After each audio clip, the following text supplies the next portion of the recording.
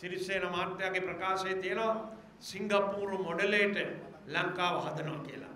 ඒකේ කියලා තියෙනවා සිංගප්පූරේ තමසක් කියන කම්පැනි හැදුවා වගේ ලංකාවේ විදුලි බලය, ලංකාවේ ජල ප්‍රවාහනය, ලංකාවේ මාර්ග, ලංකාවේ දුම්රිය, ලංකාවේ ටෙලිකොම් මේ ආයතන රාශියක් අර රනිල් වික්‍රමසිංහ මහත්තයාගේ පුද්ගලිකකරණය වගේ එක්සත් ජාතික පක්ෂය වෙන නමකින් සිංගප්පූරු මොඩලේ තමසක් කියලා වචනයක් දාලා ඒ වචනේ හොයලා බලන්න ගිහිල්ලා තමුන්නාන්සිලා ඕන කෙනෙක්ට මං කියන එක ඇත්තද නැද්ද කියලා තමසක් කියන කම්පැනිය සිංගප්පූරුවේ බහුජාතික කම්පැනියක්.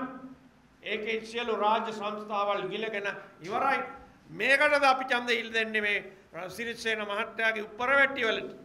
සිරිසේන මහත්තයා හිතනවා එයාට අපිව රවට්ටන්න පුළුවන් කියලා. සිරිසේන මහත්තයා හිතනවා එක්සත් ජාතික පක්ෂයේ රූකඩයක් හැටියට කරන ප්‍රකාශ මේ රටේ ප්‍රගතිශීලී කඳවුර ජනතාව ලබාගත් ඉදිරි ගමන වළක්වන්න පුළුවන් වෙයි කියලා. දැන් අද ප්‍රවෘත්ති වල තියෙන්නේ අද හවස වෙනකොට තමුන්නාන්සලා දැනගනි.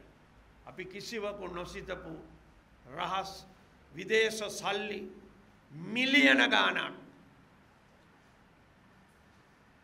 සිරිසේන මහත්තයාගේ අපේක්ෂකයාගේ එක තැනක අහුවෙලා තියෙනවා. මේ ගැන මොනවත් කියන්නේ ප්‍රවෘත්ති වලට සවන් දෙන්න. බ්‍රේකින් නිවුස් අද ඒකයි.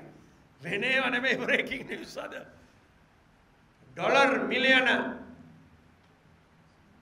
600 රුපියල් බිලියනයක් වටින සල්ලි කවුද මෙහෙම දුන්නේ? කොහොමද මේවා ගෙනාවේ?